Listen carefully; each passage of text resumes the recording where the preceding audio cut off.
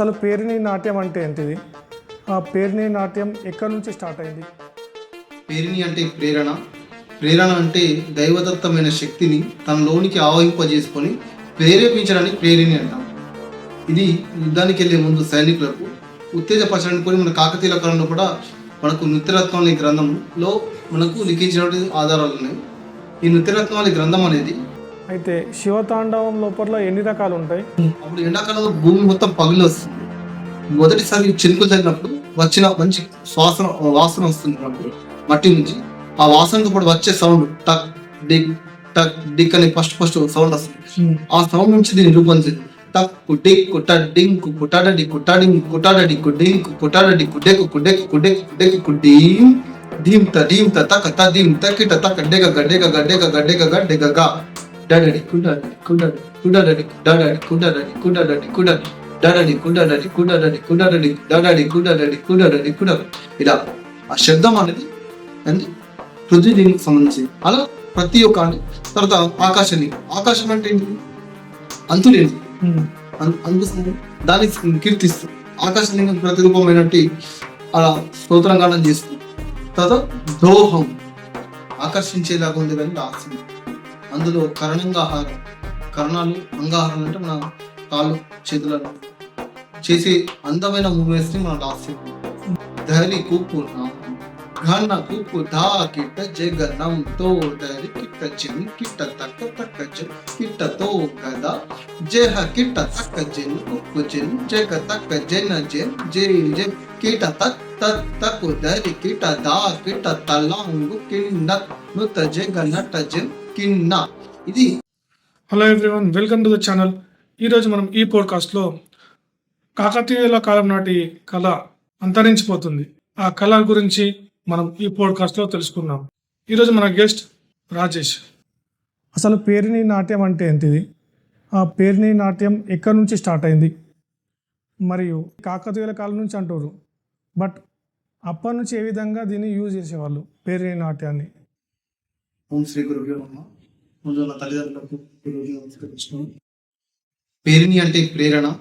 ప్రేరణ అంటే దైవదత్తమైన శక్తిని తనలోనికి ఆవహింపజేసుకొని ప్రేరేపించడానికి ప్రేరిణి అంటాం.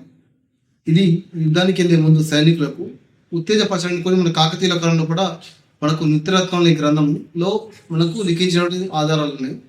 ఈ నృత్యరత్నం అనే గ్రంథం అనేది కాకతీయుల కాలంలో జయపసేన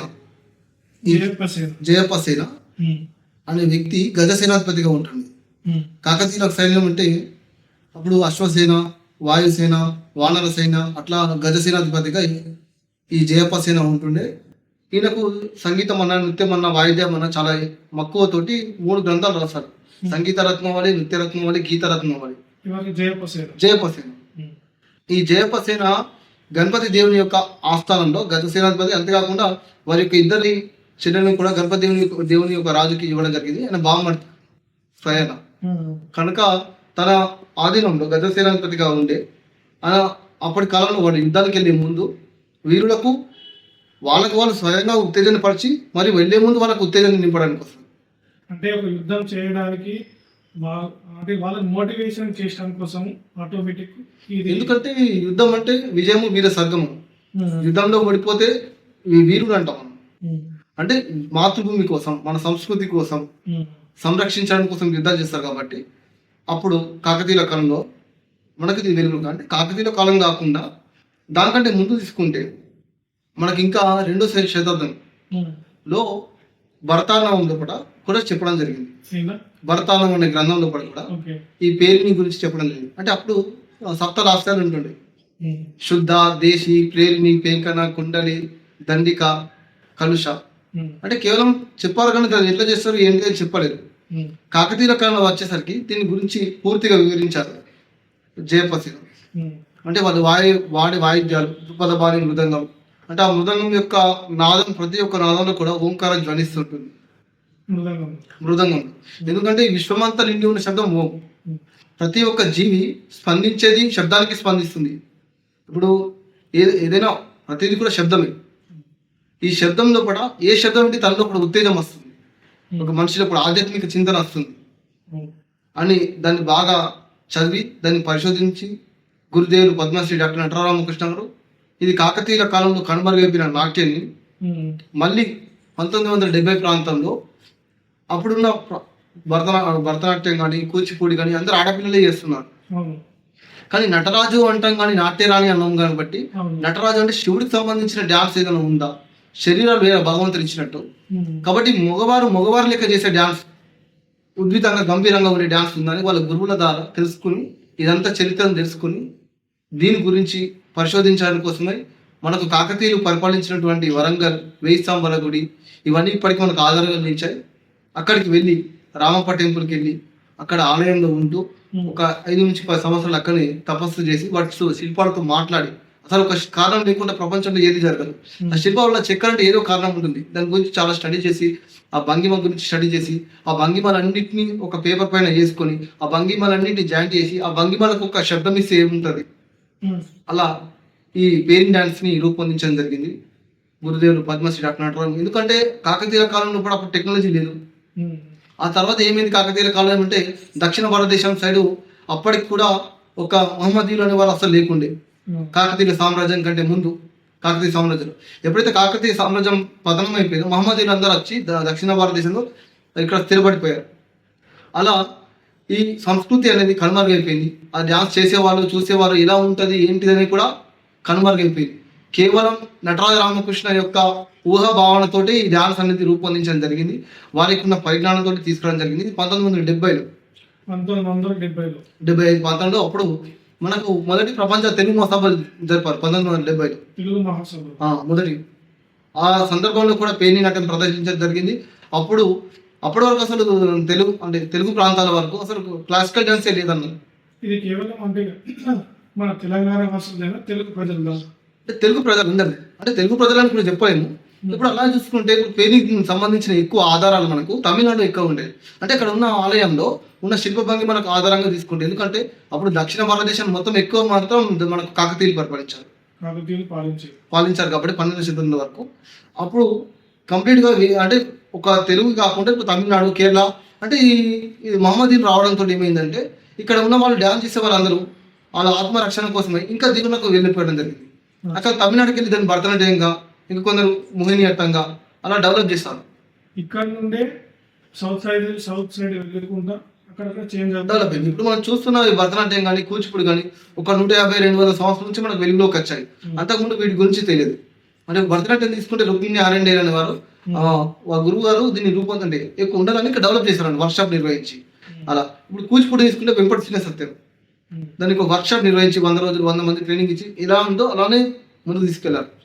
కానీ దీనికంటే ముందు అన్నిటికంటే ముందు ఈ పేరు అనేది విరజిల్లింది. కాకపోతే దాన్ని మొత్తం కనుమరుగైపోయింది. అన్నిటికంటే మెయిన్ పేరు నాట్యమే ఉండేది. ఈ భరతనాట్యం, కూచిపూడి అంతకంటే కథకళి, మోహినియాట్టం, మణిపురి, గుసాడి ఇవన్నిటికంటే ముందు మన పేరు నాట్యం మెయిన్. మన నాట్యం తర్వాతనే నీళ్ళే తర్వాత కాలంలో వచ్చేసాం. అక్కడ ఉన్న ప్రాంతాలను బట్టి అభివృద్ధి చెందుతూ వచ్చారు. ఈ కాకతీయులు పరిపాలించేవారు అంటే వాళ్ళు శివుని పూజించేవారు. శివుని ఆరాధించేవారు. త్రికూట ఆలయాలు నిర్మించారు. త్రికూట ఆలయం అంటే 3 సైడ్స్ ఉంటాయి త్రికూటాలు. ఆ మధ్యలో రంగమండపం ఉండేది. అంటే ప్రతిరోజు కూడా భగవంతుడికి నృత్య పూజ సమర్పించేవారు ఆలయంలో కూడా. అలా పొద్దు నుంచి మరియు పల్లకి సేవ వరకు కూడా దినచర్యలో 6 సార్లు 7 సార్లు దీన్ని ప్రదర్శించేవారని మనకు ఆధారాలు కూడా ఉన్నాయి. ఎప్పుడైతే బ్రిటిష్ వారు పరిపాలిస్తున్న టైంలో దేవదాస్ చట్టం తీసుకొచ్చిన తర్వాత ఆలయంలో డ్యాన్స్ చేయడం కానీ మొత్తం కంప్లీట్గా బ్యాన్ చేయడం జరిగింది. ఆ పరంగా ఇది కనుమరుగైపోయింది టెంపుల్ ట్రెడిషన్ డ్యాన్స్ అనేది కూడా. దాని తర్వాత ఇప్పుడు అయితే 2014లో మనకు రాష్ట్రం ఏర్పడిన తర్వాత అప్పుడు కూచిపూడి ఆంధ్రప్రదేశ్కి రాష్ట్ర నృత్యంగా ఉంది. రాష్ట్రం ఏర్పడిన తర్వాత ఆంధ్రప్రదేశ్ వాళ్ళు ఏం చేస్తారంటే కూచిపూడి అనేది వాళ్ళ స్టేట్లో ఉంది కాబట్టి వాళ్ళని తీసుకెళ్ళిపోయాడు. అది మన రాష్ట్రానికి మనకు ఒక రాష్ట్ర నృత్యం ఉండాలి అని అప్పుడు మన సాంస్కృతిక శాఖ వారు సెర్చ్ చేయడం జరిగింది. అరే అప్పుడు సెర్చ్ చేసి కనుమరుగైపోయిన కళ మళ్ళీ కొంచెం బతికి మళ్ళీ కనుమరుగైపోతుంది. మళ్ళీ బయటకు వచ్చి దాన్ని నేర్చుకోవడానికి ఎవరు ముందుకు రాకపోతే మరుగైపోతుంది. కాబట్టి డిపార్ట్మెంట్ వాళ్ళు సాంస్కృతిక శాఖ వాళ్ళు దీన్ని ముందుకు తీసుకెళ్దామని చెప్పేసి మన రాష్ట్ర నృత్యంగా అభివృద్ధి చేద్దామని చెప్పేసి ముందుకు తీసుకెళ్ళడం జరిగింది. దానికో భాగంగా 2016 నుంచి దీన్ని వర్క్షాప్లు నిర్వహించడం జరుగుతుంది. దాంట్లో భాగంగా మన నిజామాబాద్ కూడా నేను వర్క్షాప్ నిర్వహించాను. మరి త్వరలో కూడా ఇంకా వర్క్షాప్ నిర్వహిస్తూనే ఉన్నాం. ఇప్పుడు ఏదైతే పేరిణి నాట్యం ఉంది, ఆ పేరిణి నాట్యం లోపల 2 రకాలు ఉంటాయి. అందులో ఒకటి శివతాండవం. అసలు శివతాండవం అంటే ఏంటిది, దాన్ని ఎవరు తీసుకొచ్చారు, అది దేనికోసం, అసలు పబ్లిక్ దాని గురించి తెలుసా అనేది చాలా క్వశ్చన్స్ ఉంటాయి. దాని గురించి ఏమంటారు? అన్ని తాండవాలు శివుడి కోసం ప్రదర్శిస్తారు, కానీ ఈ పేరుని తాండవం అంటే శివుడి యొక్క శక్తిని తన లోపలికి ఆవహింపజేసుకోవడం.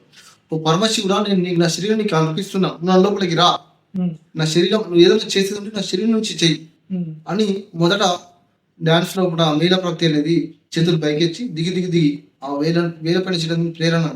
ఆ దిగి దిగి చేసుకుంటూ మనం ప్రదర్శించడం జరుగుతుంది. అంటే మనము జనరల్లీ చూస్తాం హ్యాండ్స్ అప్ అంటే ఇలా చేతులు పట్టుకైతే మనం సరెండర్ అయిపోయింది. అంటే అక్కడ కూడా మేము డ్యాన్స్ అప్పుడు ఇలా అనబద్ధం పెట్టేసి భగవంతుడు నువ్వు నా లోపలికి రా అంటే మనం ఆ నమ్ముతాం ఏంటంటే భగవంతుడు పైకి చూస్తున్నాను, ఆ స్పిరిచువల్ ఎనర్జీ అనేది నా లోపలికి రా, నువ్వేం చేస్తే నా ఎనర్జీ నుంచి చెయ్యి, నా బాడీ నుంచి అని చెప్పేసి ఇన్వైట్ చేస్తూ అలా అన్ని తాండవాలేమో శివునికి పూజిస్తారు. కానీ ఇది పేరు మాత్రం శివుని యొక్క ప్రేరణ తన లోపల తీసుకోవడం, అలా శివుని తన లోపల ఆవహింపజేసుకోవడం. అందుకోసమే పేరుని శివ తాండవం అని అంటాం. అందులో ఇది పురుషులకు సంబంధించింది. ఇది వీరరసం ప్రధానమైన నవరసాల్లో వీరరసం ప్రధానంగా నడుస్తుంది, ఉదితంగా గంభీరంగా ఉంటుంది తాండవం. దానిలో ఇంకొకటి లాస్యం. లాస్యం అంటే పార్వతీదేవికి మూలంగా చెప్తాం. అది సుందరంగా, సుకుమారంగా, కోమలంగా, మధురంగా, లాలిత్యంగా, ఆకర్షణీయంగా ఉండేది లాస్యం. అందులో శృంగార రసం చాలా హైలైట్ ఉంటుంది, ఎక్కువ ఉంటుంది. ఇందులో తాండవం వచ్చి వీరరసం. మరి దానికి మూలం, లాస్యానికి మూలం పార్వతీదేవి, తాండవానికి మూలం పరమశివుడు. మన పేరిణి నాట్యం లోపల శివతాండవం ఉంటుంది, లాస్యం ఉంటుంది. అయితే శివతాండవం లోపల ఎన్ని రకాలు ఉంటాయి? అది ఓన్లీ మ్యూజిక్ మీదనే డిపెండ్ అయి ఉంటుందా, లేకపోతే వేరే రకంగా ఏ విధంగా? అసలు ఇది ఓన్లీ మృదంగ శబ్దాలపైన ఆధారపడి ఉంటుంది పేరిణి తాండవం అనేది. లాస్యం కూడా, లాస్యం అంటే నవరాసాల్లో ఉంటాయి కాబట్టి కొంచెం మృదంగంతో పాటు సాహిత్యం కూడా ఉంటుంది. మనకు సాహిత్యంలో కూడా మనకు అభినయం ఉంటుంది కాబట్టి అలా లాస్యంలో మనము సాహిత్యం తీసుకోవడం జరుగుతుంది. కానీ తాండవంలో మాత్రం మనం మృదంగ శబ్దాలను తీసుకుంటాం. అందులో ఎక్కువ ఓంకారం, అంతేకాకుండా ఇందులో మన పంచభూతాలు ఎక్కువ. ఈ పంచభూతాలతో మనిషి అనేవారు, అంటే ఏ జీవైనా సరే పంచభూతాలతో ఏర్పడతారు, చివరికి పంచభూతాల్లో లీలమైపోతే మన శరీరంలో కూడా పంచభూతాలు అవి ఉంటాయి. కనుక అంటే ఒక్కొక్క భూతం, ఇప్పుడు పృథ్వీలింగం అంటాం. పృథ్వీ అంటే భూమి. అంటే ఒక్కసారి గురుదేవ్ నటరాజ రామకృష్ణ గారు ఈ పృథ్వీలింగాన్ని కంపోజ్ చేసేటప్పుడు ఈ భూమి లింగం అంటే ఆ పృథ్వీలింగం ఎక్కడ ఉంది మనకు, శ్రీ అంటే కంచిపుర ఏకాంబరేశ్వర లింగం అని చెప్పేసి దాని గురించి స్తోత్రం చేసి అక్కడ వారిని కీర్తిస్తూ నా శరీరంలోకి రా, నన్ను ఆవహింపజేసుకో అని వారిని ధ్యానం చేస్తూ ఆ పృథ్వీలింగానికి సంబంధించిన శబ్దాలు మొదటిసారి ఎప్పుడైతే మనకు ఎండాకాలం తర్వాత వర్షాకాలం వస్తుందో అప్పుడు ఎండాకాలంలో భూమి మొత్తం పగిలి వస్తుంది.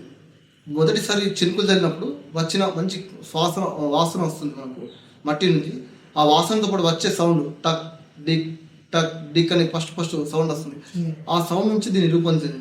టక్ డిక్ కుట డింక్ కుటాడ డిక్ కుటాడింగ్ కుటాడ డిక్ డింక్ కుటాడ డిక్ డెక్ కుడెక్ కుడెక్ కుడెక్ కుడీం ధీమ్ త తక త ధీమ్ తకిట తక డెగ గడ్డెగ గడ్డెగ గడ్డెగ గడ్డెగ గా డడడి కుడడడి కుడడడి కుడడడి కుడడడి కుడడడి కుడడడి కుడ డడడి కుడడడి కుడడడి కుడడడి కుడడడి కుడడడి కుడడడి కుడ ఇలా ఆ శబ్దం అనేది అంటే పృథ్వీలింగకు సంబంధించింది. అలా ప్రతి ఒక్క అంటే తర్వాత ఆకాశలింగం. ఆకాశం అంటే ఏంటిది, అంతులేనిది.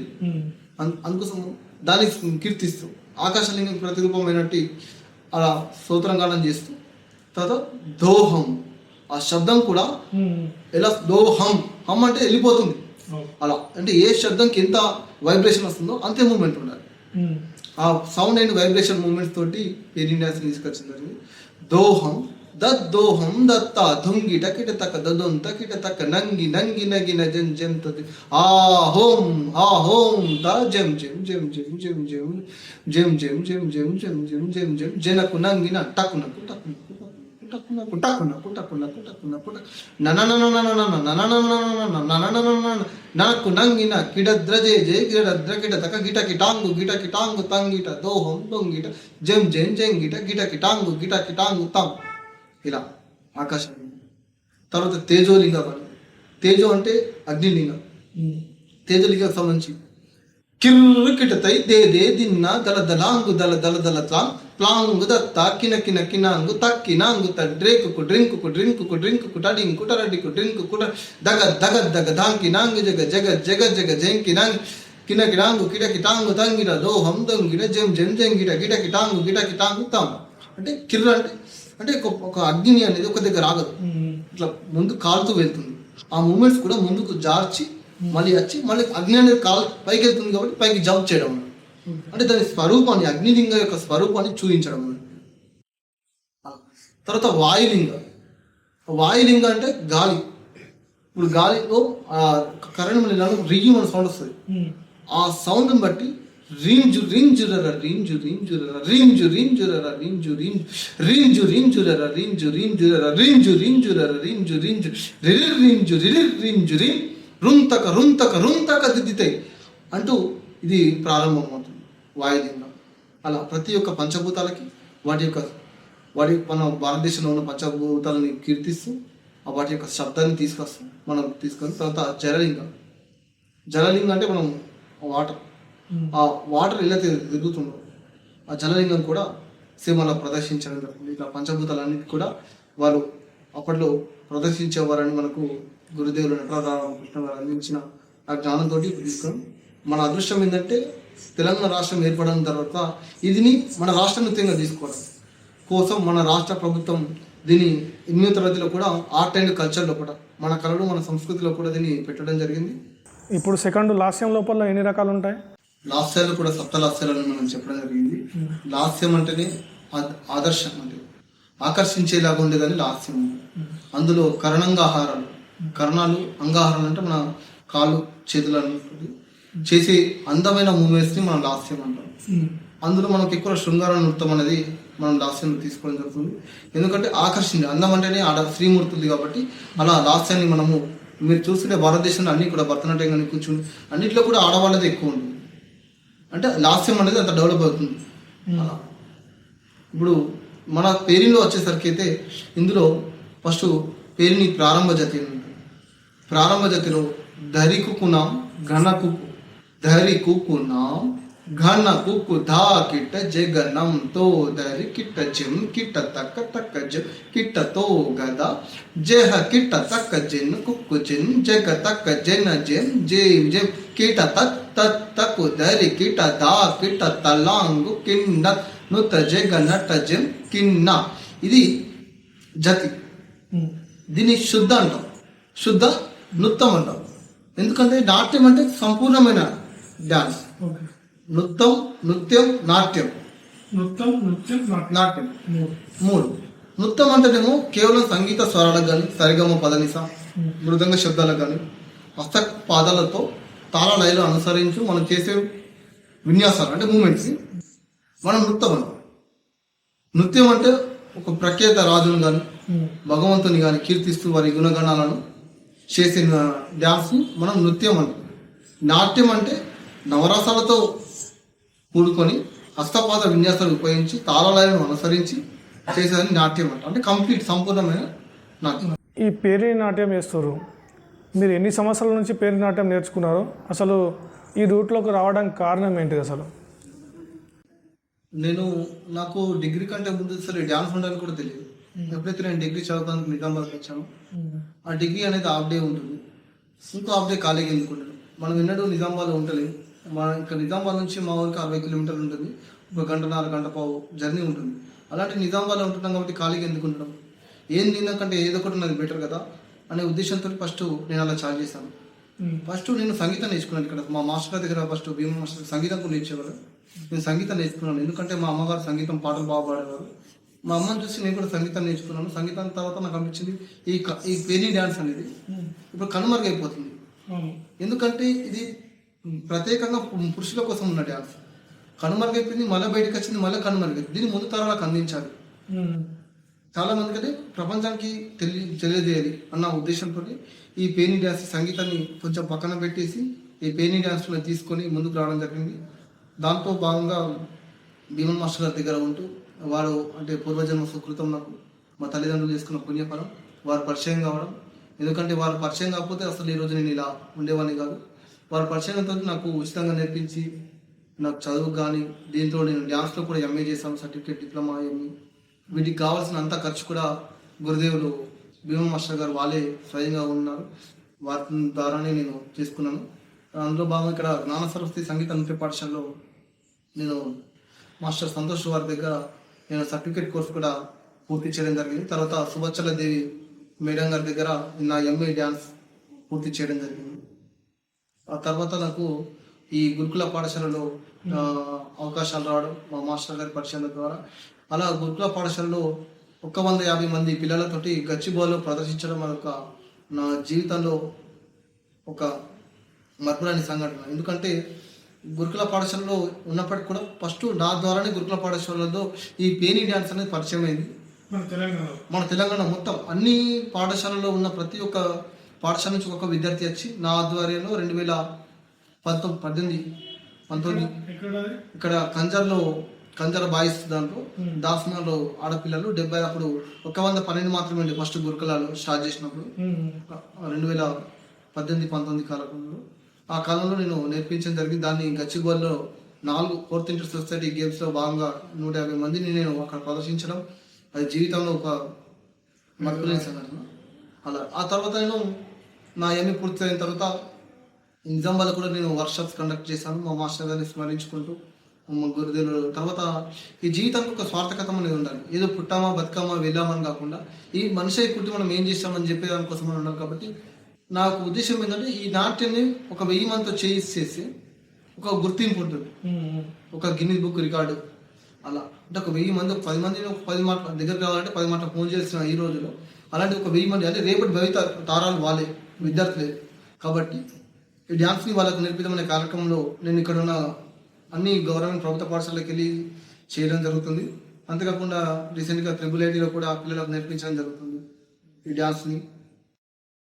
అయితే ఇప్పుడు సరే మీరైతే నేర్చుకున్నారు, భావితరాల వారు ఇది నేర్చుకుంటారు, వాళ్ళకి మన గవర్నమెంట్ తరఫున అంటే దీనివల్ల మనకి మన గవర్నమెంట్ జాబ్స్ వస్తాయి అనుకుంటారు అని చెప్పేసి అనుకుంటారు పబ్లిక్ కూడా.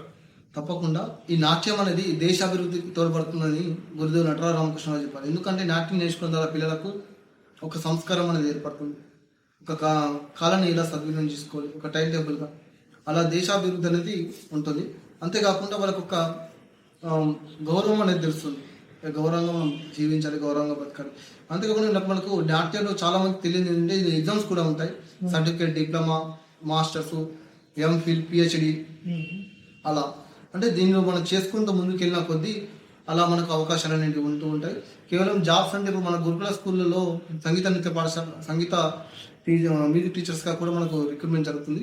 అందులో భాగంగా కూడా నాకు కూడా జాబ్ అంటే అందులో మధ్యలో ఆగిపోయింది, కోర్టు కేసు ద్వారా ఆగింది. అందులో కూడా అంటే డ్యాన్స్లో కూడా జాబ్లు ఉంటాయి. అంతేకాకుండా మనకు సంగీత నృత్య పాఠశాలలు అంటే భాష సంస్కృతి శాఖ ఆధ్వర్యంలో మన భారత రాజ్యాంగంలో 52 ఆర్టికల్ B మన సంస్కృతి మనం సంరక్షించుకోవాలి. ఎందుకంటే దీన్ని స్టోరేజ్ పెట్టుకుంటే నెక్స్ట్ జనరేషన్ వాళ్ళు నేర్చుకోలేదు. కేవలం ఇది నేర్చుకుంటేనే ఇంకొకరు నేర్పించగలుగుతారు, నేర్చుకున్న వాళ్ళు వేరే వాళ్ళకి నేర్పించగలుగుతారు. కాబట్టి దీన్ని ఆ పద్ధతిలో తీసుకెళ్ళాలి. కాబట్టి మన భాష సంస్కృతి శాఖ వారు మన రాష్ట్రంలో 6 సంగీత నృత్య పాఠశాలలు నెలకొల్పడం జరిగింది. అందులో భాగంగా పేనీ నాట్యాన్ని అందులో ఇంప్లిమెంట్ చేసి ముందుకు తీసుకెళ్ళడం జరుగుతుంది. అందులో మనకు జూన్ నుంచి అడ్మిషన్స్ ప్రారంభమైంది. ఏదైతే స్కూల్ పిల్లలకు గవర్నమెంట్ స్కూల్కి పిల్లలు ఎలా వెళ్తారో అలా కూడా అక్కడికి వెళ్ళి నేర్చుకోవచ్చు. లేదంటే మన దగ్గర కూడా నేర్చుకొని ఒకటేసారి ప్రైవేట్గా కూడా సర్టిఫికేట్ కోర్సు కానీ మనం రాపించగలుగుతాం. కాకపోతే వాళ్ళు మనకు సమయం ఇవ్వాలి. ఈ పేరిణి నాట్యం చేయడం వల్ల ఒక వ్యక్తికి ఏ విధంగా ఉపయోగపడుతుంది? అసలు ఈ ప్రజెంట్ ఆధునిక యుగంలో మనం బతుకుతున్నాం కాబట్టి ఇప్పుడు మనం చూస్తున్నాం పిల్లలకు స్కూల్కి వచ్చి రాగానే ఫోన్లు, టీవీలు అంటూ వాళ్ళకు ఒక క్రమశిక్షణ ఉండకుండా వెళ్తుంది. అసలు ఏంటిది, మనం ఎందుకోసం బతుకుతున్నాం అనేది కూడా వాళ్ళకి తెలియకుండా పోతుంది. అది ఏంటిది, జీవితం అనేది ఏంటి, మళ్ళీ మనం పుడతాము ఒకసారి అంటే ఈ డ్యాన్స్ చేయడం ద్వారా ఏం చేస్తుంటే ఫస్ట్ వాళ్ళకు ఆరోగ్యం పైన పట్టొస్తుంది. మనం ఏది చేయాలన్నా ఫస్ట్ ఆరోగ్యంగా ఉండాలి, ఆరోగ్యంగా ఉంటేనే ఏదైనా చేయగలుగుతాం. కాబట్టి ఈ మన పెద్దవాళ్ళు చెప్పారు, ఆరోగ్యంగా లేని వ్యక్తి ఏది కూడా సాధించలేరు అని చెప్పేసి. అందుకు మన పెద్దలు కూడా చెప్తారు, ఆరోగ్యం మహాభాగ్యం. ఇన్ని కోట్లు సంపాదన ఉన్నప్పటికీ కూడా ఆరోగ్యంగా ఉన్నదని అంటారు. అలా ఈ డ్యాన్స్ చేయడం ద్వారా ఏమవుతుందంటే మనకు అమెరికా లాంటి ప్రదేశంలో డ్యాన్స్ థెరపీ కూడా ఉంటుంది. ఇక్కడ ఫిజియోథెరపీ ఎలా ఉంటుందో అక్కడ డ్యాన్స్ థెరపీ అని చెప్పేసి ఇప్పుడు మనం కొన్ని సినిమాలలో కూడా చూపిస్తూ ఉంటారు. అంటే పక్షవాతం వచ్చిన వాళ్ళ ముంగట ఈ వాయిద్యాలు వాయిస్తూ డ్యాన్స్ చేయడం ద్వారా ఆ నాదాల సౌండ్ తోటి వాళ్ళకు ఒక ఉత్తేజం వస్తుందని అలాగే ట్రీట్మెంట్ కూడా ఉంటుంది. ఫస్ట్ మనకు ఆరోగ్యం, ఎందుకంటే పట్టే ముద్రికాలు రక్కి పెంచాలంటే మనకు హెడ్ఏక్ అక్కడ బటన్ వెళ్ళి నొక్కుకోవాలని చెప్పేసి. అంతేకాకుండా చప్పట్లు కొడతాం, మనం భజన చేసినప్పుడు చప్పట్లు ఎందుకు కొడతామంటే మన బాడీలో ఉన్న అన్ని కీస్ అనేవి చేతులలో ఉంటాయి కాబట్టి వాళ్ళ కొట్టడం ద్వారా మన లోపల అన్ని యాక్టివేట్ అవుతాయి కాబట్టి యాక్టివ్గా ఉంటాం. ఈ డ్యాన్స్ చేసినప్పుడు కూడా పట్టే ముద్రికలు ఇలా ఇలా ఇలా ఈ ముద్రికల ద్వారా మనకు వాటి యొక్క స్టిమ్యులేట్ అవుతూ ఉంటాయి, యాక్టివేట్ అవుతుంటాయి కాబట్టి అలా కాలు ఇలా కొట్టడం ద్వారా మన బాడీ డబుల్ సర్క్యులేషన్ జరుగుతూ ఉంటుంది ఎవ్రీ టైం. అది పుషప్ అయ్యే లోపల ఉన్న విషపర్తలని చెమట ద్వారా బయటికి రావడం జరుగుతుంది. అంతేకాకుండా బోన్స్ కూడా చాలా స్ట్రాంగ్గా అవుతుంది. అంటే మన కాన్సన్ట్రేషన్ కూడా పెరుగుతూ ఉంటుంది. ఎందుకంటే డ్యాన్స్ చేసేటప్పుడు మన కాన్సన్ట్రేషన్ మొత్తం సాంగ్ పైన పెట్టాలి, వేరేది ఏ ఆలోచన ఉండదు. కాబట్టి క్లాసికల్ డ్యాన్స్లో వచ్చేసి మనం చేతులను చూసుకోండి, చేతులను తప్పించి ఎవరిని చూడాలి. ఎందుకంటే చేతుల్లో డ్యాన్స్ చేస్తాం కాబట్టి, చేతులను చూసుకుంటాం కాబట్టి మన ఆలోచన, మన అన్వేషణ మొత్తం దానికి మన శ్లోకం కూడా ఉంది. యథా అస్తే తథానయ, తథానయే యథా దృష్టి, యథా దృష్టి తత్వభావ, తత్వభావ యథో మనస్సు. అంటే మన చేతులు ఎక్కడికి వెళ్తే మన చూపులు అక్కడికి వెళ్ళాలి, మన చూపులు అక్కడికి వెళ్తే మన ఆలోచన, మన అన్వేషణ, మన అన్నీ కూడా మన చేతుల పైన పెట్టాలి. కాబట్టి అలా కాన్సన్ట్రేషన్ కూడా పెరుగుతూ ఉంటుంది పిల్లలకు, అంటే ఒక మెడిటేషన్ లాగా. అంతేకాకుండా ఇది నెక్స్ట్ జనరేషన్ వాళ్ళకు వీళ్ళు ఒక వారధిగా నిలబడతారు. వీళ్ళకి ఒక గుర్తింపు కూడా వస్తుంది సమాజంలో కానీ, వాళ్ళ క్లాస్ రూమ్లో కానీ, వాళ్ళ కుటుంబ సభ్యుల్లో కానీ. అదే వీళ్ళకి ఒక శాస్త్రీయ నృత్యాన్ని నేర్చుకున్నారు, వీళ్ళకి ఒక క్లాసికల్ డ్యాన్సర్, ఒక గుర్తింపు కూడా దీని ద్వారా రావడం జరుగుతుంది. అంతేకాకుండా వీళ్ళకు ఇప్పుడు IIITలో కానీ, IITలో కానీ మనకు NCC కోటా లెక్క కల్చరల్ కోట కూడా ఇప్పుడు ప్రభుత్వం తీసుకొచ్చింది. వాటిలో కూడా వీళ్ళు డ్యాన్స్ చేసే వాళ్ళ కోసం కోటా పెట్టాలి, అంటే ఒక సీట్స్ వాళ్ళ కోసం కేటాయించడం జరిగింది. ఇప్పుడు NCCలో కూడా ఈ డ్యాన్స్ చేయడం ద్వారా మనకు క్యాంప్స్ నిర్వహిస్తూ ఉంటారు, చాలా మంది నేర్చుకున్నారు. అంతేకాకుండా CCRT అని ఉంటుంది, centre for culture research training centre. CCRT వాళ్ళు దీన్ని ఎవరైతే డ్యాన్స్ నేర్చుకుంటారో వాళ్ళకు ప్రోత్సాహం ఇచ్చేందుకు స్కాలర్షిప్లు కూడా అందించడం జరుగుతుంది. అలా వాళ్ళు మనకు అంటే వాళ్ళు నోటిఫికేషన్ ఇస్తారు, అలా వాళ్ళు అన్ని ప్రదర్శించి వాళ్ళు అడిగిన క్వశ్చన్స్కి మనం సమాధానం చెప్పినట్టు స్కాలర్షిప్ ఇవ్వడం జరుగుతుంది. CCRT వాళ్ళు మనకు కొండాపూర్లో ఉంటుంది, హైదరాబాద్ మాదాపూర్లో. అంతేకాకుండా మనకు తిరుపతి దేవస్థానం వాళ్ళు కూడా మనకు అంటే మన ప్రోగ్రామ్స్ కూడా మనకు అవకాశం కల్పిస్తూ ఉంటుంది. సమాజానికి మీరు ఎలాంటి సజెషన్ ఇవ్వాలనుకుంటున్నారు? ఆ సందేశం ఏంటంటే ఈ ఆధునిక యుగంలో ఈ మానవుడికి శ్రమ అనేది లేకుండా లేకుండా మానవుడు ఈ సాంకేతిక రంగాన్ని అభివృద్ధి చెందించి ఈ శరీరానికి అసలు పని లేకుండా చేస్తారు. ఒకప్పుడు మనం నీళ్ళు కావాలంటే బయటకి చేసేవాళ్ళం, అలా ఫిజికల్ ఎక్సర్సైజ్ జరిగేది. ఇప్పుడు జస్ట్ బటన్ వేస్తే నీళ్ళు వచ్చేస్తుంది. ఆ తర్వాత బోరింగ్ మీటర్ అది పోయింది. ఒకప్పుడు పిండి కావాలంటే మనం రుబ్బేవాళ్ళం, అదొక ఎక్సర్సైజ్ అవుతుంది బాడీకి మనం. ఇప్పుడు ఈ సాంకేతిక రంగం అనేది డెవలప్ అవడం ద్వారా అసలు మనిషికి పని అయినా లేకుండా కేవలం మన బ్రెయిన్ తోటి కంప్యూటర్ కూడా సాఫ్ట్వేర్ డెవలప్ అయిపోయింది. ఇప్పుడు ప్రజెంట్ ఏ టెక్నాలజీ వచ్చింది, మనకి ఏది కావాలన్నా ఏ టెక్నాలజీ ఒక సెకండ్లో మనకి ఇచ్చేస్తుంది.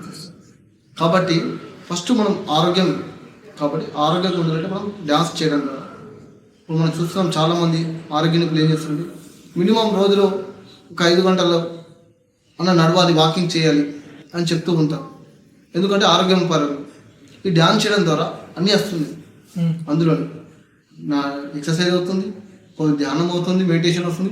అంతేకాకుండా మన సంస్కృతిని సంరక్షించిన వాళ్ళం అవుతాం, ముందు తరాలకు ఇచ్చిన వాళ్ళం అవుతాం, ఒక వారధి లెక్క అవుతాం. మనకంటే మన చుట్టూ ఒక సర్కిల్ అయిపోతుంది, ఆ పరిచయం ముందుకు తీసుకెళ్తుంది. ఇప్పుడు నేను లాస్ట్ ఇయర్ 26 జనవరిలో ఢిల్లీలో చేసింది జరిగింది. ఎక్కడో నేను మార్పున గ్రామం నుంచి ఢిల్లీ రెడ్ కోర్ట్ ముందు చేయడం జరిగింది, ఢిల్లీ రెడ్ కోర్ట్ ముందు కూడా ప్రదర్శించడం జరిగింది.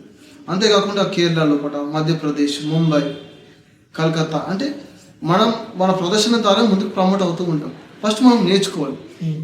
నేను చెప్పేది యువతకు ఇది స్పెషల్లీ పురుషులకు సంబంధించిన పేనీ డ్యాన్స్ కాబట్టి, తాండవం కాబట్టి వీలైనంత మంది ఎవరైతే ఒక దగ్గర 10 నుంచి 15 మంది పిల్లలు ఉన్నట్టు అవకాశం నేర్పించదు. లేదంటే కొన్ని సంస్థలు కానీ, కొన్ని ఆర్గనైజేషన్స్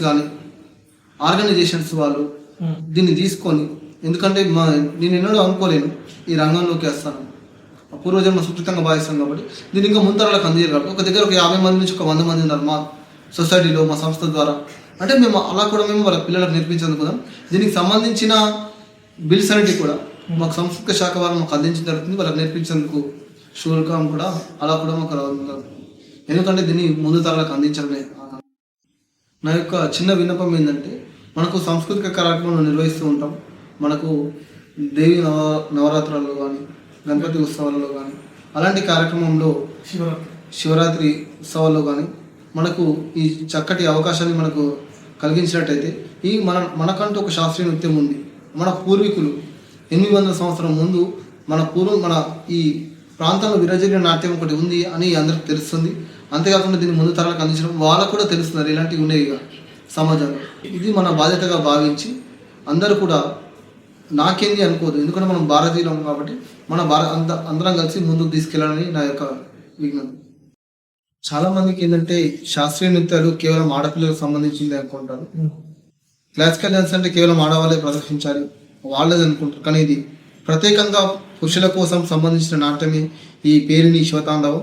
ఇది మనం చూస్తూ ఉంటాం మన సందర్భంలో, ఒకేషన్లలో, మనం భరత్లలో కానీ డీజేల ముందు ఎగురుతూ ఉంటారు. అలా కాకుండా దీన్ని నేర్చుకొని మనం ఒక పద్ధతి ద్వారా ఈ క్లాసికల్ డాన్స్లో ఏంటంటే మనం కుడివైపు ఎడమవైపు మనకు సిమెట్రికల్గా ఉంటుంది. ఒక కుడి తక్కువ ఎడమ ఎక్కువ అలాగే ఏముండదు. కాబట్టి ఈ డాన్స్లో కూడా మనం రైట్కి ఎలాంటి మూవ్మెంట్ చేస్తాము, ఎడమ సైడ్ కూడా అలాంటి మూవ్మెంట్ చేస్తాం. అంటే బ్యాలెన్సింగ్ మన బాడీకి బ్యాలెన్స్గా ఉంటుంది. కాబట్టి ఇది ప్రత్యేకంగా మగపిల్లలు నేర్చుకుంటే పేరిణి శివతాండవం అనేది ఇంకా బాగుంటుంది. ఎందుకంటే నటరాజు అంటాం కానీ నాట్యరాణి అన్నాం. కాబట్టి చాలా మందికి నేను ఒక విన్నపం ఏంటంటే క్లాసికల్ డాన్స్ అంటే ఆడపిల్లది కాదు, ఆడపిల్లది లాస్యం కాదు. ఇప్పుడు క్లాసికల్ డ్యాన్స్, ఇప్పుడు భరతనాట్యం, కూచిపూడి అవన్నీ ఆడలే, ఇది ఒక్కటే మగ పిల్లలు చేస్తున్నారు. యాక్చువల్లీ కూచిపూడి కూడా ఒకప్పుడు మగ పిల్లలే ప్రదర్శించేవారు మగవాళ్ళు. ఇప్పుడు తనుష టైంలో కూడా అప్పుడు ఆడవాళ్ళు అసలు ఇంటికి నుంచి బయటికి వెళ్ళేవారు కాదు. ఆ కాలంలో ఆడవాళ్ళు ఇంట్లోనే ఉంటారు. అప్పుడు ఆడవాళ్ళ పాత్రలు కూడా కూచిపూడి భాగవతం అనేవారు. అది ఇంతకుముందు భాగవతం స్టైల్లో ఉంటుండే. మనం పౌర్ణమి సినిమాలో చూసుకుంటే వాళ్ళు అట్లా విధికి వెళ్ళేసి అలా చేసేవారు. అప్పుడు ఆడవాళ్ళ పాత్ర కూడా మగవాళ్ళే వేసి ప్రదర్శించండి. దాని నాట్యమేళ సంప్రదాయం అనేవారు. అంటే 2 సంప్రదాయాలు ఉంటాయి, నటవమేళ, నాట్యమేళ సంప్రదాయాలు. నటవమేళ అంటే మొత్తం ఆడవాళ్ళకి సంబంధించింది, నాట్యమేళం అంటే మగవాళ్ళు, ఆడవాళ్ళ పాత్ర కూడా మగవాళ్ళు వేస్తే నాట్యమేళ సంప్రదాయం. నటవమేళ సాంప్రదాయం అంటే ఆడవాళ్ళు మొత్తం మగవాళ్ళ పాత్ర కూడా ఆడవాళ్ళు వేసేవాళ్ళు. నటవమేళ సాంప్రదాయం, నటువ అంటే ఆడవాళ్ళు. అలా పూర్వం ఇలా ఉండేది. ఇప్పుడు మేము నేర్చుకున్నది పూర్వం ఆలయంలో నాట్యం చేసేవాళ్ళు. ఆలయం, ఆస్థానం అంటే రాజరమణి, ఆలయాస్థానం, ప్రబంధం అంటే ప్రజలు పొందాక పనిచేసి అలసిపోయి వచ్చేస్తుంది కాబట్టి వాళ్ళకు సాయంత్రం సమయం ఉండదు, వాళ్ళకు ఒక వినోదాని కోసం ఇది ఉంది కాబట్టి దాన్ని ప్రబంధ నృత్యాలు అనేవారు. ఈ 3 నాట్యాలను గురుదేవుల పద్మశ్రీ డాక్టర్ నటరామకృష్ణ గారు ఈ 3 కలిసి 1940 మనకు స్వాతంత్రం వచ్చిన తర్వాత 1956లో సంగీత నాటక అకాడమీ వాళ్ళు అక్కడ ఉన్న ప్రాంతాలకు శాస్త్రీయ నృత్యాలను జోడిస్తున్నారు. అట్లా ఫస్ట్ 4 నాట్యాలకే శాస్త్రీయంగా గుర్తింపు వచ్చింది. భరతనాట్యం, కథక్, వీటికి ఫస్ట్ గుర్తింపు ఉంది శాస్త్రీయ నృత్యంగా. తర్వాత 1958 వైదేవి హిందూవదన అంటే వాళ్ళు ఇద్దరు సంస్కృతంలో వాళ్ళకు జ్ఞానంతో సంస్కృతంలో అక్కడ ఢిల్లీకి తీసుకెళ్ళి అక్కడ కేంద్ర సంగీత నాటక అకాడమీ ముందు వాళ్ళకి సంస్కృతంలో ఎందుకంటే వాళ్ళకి తెలుగు రాదు కాబట్టి అక్కడ వాళ్ళకి అంతా సంస్కృతంలో ప్రదర్శించి చూపించి ఇది అప్పుడు కూచిపూడిని గురుదేవ్ నటరామకృష్ణ గారు దీన్ని శాస్త్రీయ నృత్యంగా కూచిపూడిని కూడా సేవ చేయడం జరిగింది. అంటే ఈ పర్సన్ ఇవన్నీ సేవ చేశారు. అవును, ఎందుకంటే నటరామకృష్ణ మాస్టర్ గారు వారు జీవితం మొత్తం వారు ఆ జన్మ బ్రహ్మచారిగా ఉన్నారు. వారు పెళ్లి కూడా చేసుకోలేరు. కేవలం డ్యాన్స్ కోసం వారు ఫస్ట్ భరతనాట్యం నేర్చుకున్నారు, తర్వాత కథక్ నేర్చుకున్నారు, తర్వాత కూచిపూడి నేర్చుకున్నారు. ఇలా అన్ని డ్యాన్స్లో అక్కడ మన నేర్చుకున్న తర్వాత ఇవన్నీ చూసిన తర్వాత అతను ఈ పేరింగ్ డ్యాన్స్ గురించి ఇవన్నీ ఆడపిల్లలు చేస్తున్నారు. ఇంచుమించు మగవాళ్ళ డ్యాన్స్ కావాలి. దేవుడు శరీరం వేరిచ్చాడు, మగవాళ్ళ శరీరం వేరే, ఆడవాళ్ళ శరీరం వేరే. అందుకోసమే ఈ ఉద్వితమైన గంభీరమైన దానికోసమే మాస్టర్ గారు సెర్చ్ చేయడం జరిగింది. దాంట్లో భాగంగా వాళ్ళ గురుదేవులు మీనాక్షి సుందరం పిల్లె, పెండేల సత్యభామ వీళ్ళ సహకారంతో ఈ డ్యాన్స్ని తీసుకురావడం జరిగింది. కేవలం కాకతీయుల కాలంలో లిఖించిన గ్రంథాలే కాకుండా వారి తర్వాత వచ్చిన మనకు వాగ్గేయకారులు కానీ, కవులు కానీ, వాళ్ళ కవితల్లో కానీ, వాళ్ళ వాక్యాల్లో కానీ ఈ పేరింగ్ గురించి ప్రస్తావించడం జరిగింది. వాటిని అన్నింటినీ ఆధారంగా తీసుకొని వారికి ఉన్న పరిజ్ఞానంతో, వారికి ఉన్న మేధోశక్తితో దీన్ని ధ్యానించి ఈ ముందు తరాలకు అందించడం జరిగింది. కాకపోతే అప్పుడు అనుకోలేము, దీన్ని ఆంధ్రనాట్యంలో పెట్టారు. 1970 ప్రాంతంలో ఈ పేరింగ్ డ్యాన్స్ని ఆంధ్రనాట్యంలో పెట్టారు. ఈ ఆంధ్రనాట్యం అంటే ఆంధ్రులు అంటే తెలుగు మాట్లాడేవారు.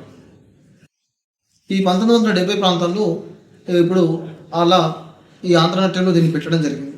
ఈ ఆంధ్రనాట్యంలో ఆలయ నృత్యం, ఆస్థానం, ప్రబంధం ఈ 3 నాట్యాన్ని ఇమిడ్చి ఆంధ్రనాట్యంగా జీవం పోయడం జరిగింది.